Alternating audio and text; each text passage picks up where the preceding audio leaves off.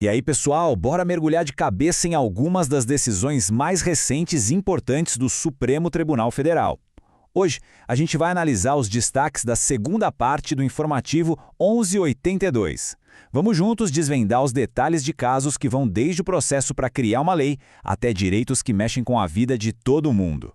Olha só o nosso roteiro de hoje. A gente começa lá em Sergipe, com uma discussão sobre o salário de servidores públicos. Depois, vamos ver um caso bem curioso, um erro de texto no Estatuto da Advocacia. Na sequência, damos uma espiada no que está para ser julgado em breve e, para fechar, a gente amarra tudo e vê quais as lições que ficam.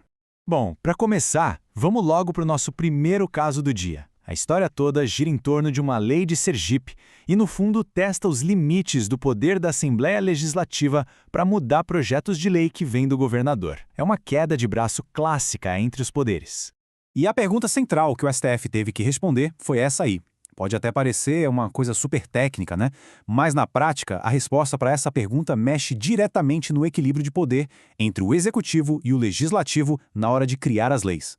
Então, vamos entender o que estava pegando. O Estado de Sergipe criou uma lei que proibia que gratificações temporárias, sabe aqueles bônus, fossem incorporados para sempre no salário dos servidores. O problema aqui não era nem o conteúdo da lei em si, mas o jeito como ela foi aprovada. E aqui está o passo a passo da confusão. O governador mandou um projeto de lei comum, uma lei ordinária. Só que, chegando na Assembleia, os deputados não só alteraram o texto, como também mudaram o status do projeto para a lei complementar, que é um tipo de lei, digamos, mais forte, que precisa de mais votos para passar. Foi essa a promoção da lei que gerou toda a discussão. E aí entra a regra do jogo que o STF sempre olha nesses casos. O parlamento pode sim mudar projetos que vêm do executivo, mas tem duas regrinhas de ouro. Primeiro, a mudança tem que ter a ver com o assunto original da proposta. E segundo, que é crucial, a mudança não pode, de jeito nenhum, criar mais despesa para o Estado. E no final das contas, o que o STF decidiu? Bateu o martelo e disse que a lei de Sergipe era constitucional, sim. O tribunal entendeu que, como a emenda dos deputados tinha a ver com o tema e não aumentava gastos, eles agiram dentro do que a Constituição permite. Essa decisão, na prática, reforça a autonomia do legislativo, desde que, claro, as regras do jogo sejam seguidas. Agora, saindo de Sergipe, a gente aterrissa num caso que parece até mentira, sabe? Um errinho de texto que causou uma confusão danada e que precisou da intervenção do judiciário para consertar o processo legislativo. Mas antes de tudo, vamos alinhar os ponteiros aqui. O que é um erro material nesse contexto? Imagina o seguinte, o Congresso debate e vota um texto e todo mundo concorda com ele.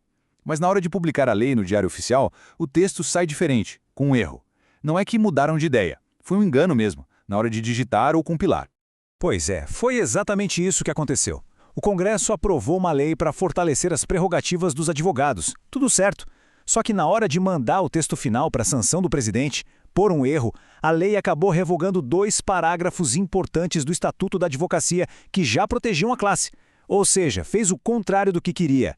Olha, a diferença entre o que foi aprovado e o que foi publicado era gritante, era preto no branco. O texto que o Congresso votou mantinha as proteções. Já o texto que foi sancionado, por engano, simplesmente apagava essas mesmas proteções. Não é um detalhe, gente. Isso quebra toda a lógica de como uma lei é feita. E a decisão do STF foi unânime, todo mundo concordou. O tribunal disse que essa parte da lei que revogava os parágrafos era inconstitucional. Por quê? Porque aquilo simplesmente não era o que o Congresso tinha decidido. Feriu o processo democrático. Com isso, os parágrafos voltaram a valer como se o erro nunca tivesse existido. Beleza, já vimos os casos julgados. Agora, que tal dar uma espiadinha no que vem por aí? O plenário virtual do STF está com os temas quentíssimos na pauta que podem impactar a vida de muita gente e a economia do país. Olha, são 4 discussões de peso. Primeiro, um fantasma do passado, o Plano Collor I e as perdas na poupança, uma ferida antiga no bolso de milhões de brasileiros. Depois, um tema super atual, o Marco Legal das Garantias, que pode facilitar a retomada de bens como carros e casas pelos bancos, sem precisar de um processo judicial. Tem também uma discussão sobre uma taxa de segurança no Paraná, que questiona se o Estado pode cobrar por um serviço que, em tese, é para todo mundo. E, por último, um tema de enorme impacto pessoal, as regras para a esterilização voluntária, que vai direto ao ponto do planejamento familiar e da autonomia sobre o próprio corpo. Bom, depois de passar por todos esses casos, julgados e futuros, o que fica de lição, né? O que a gente tira de mais importante disso tudo? Vamos tentar amarrar as pontas.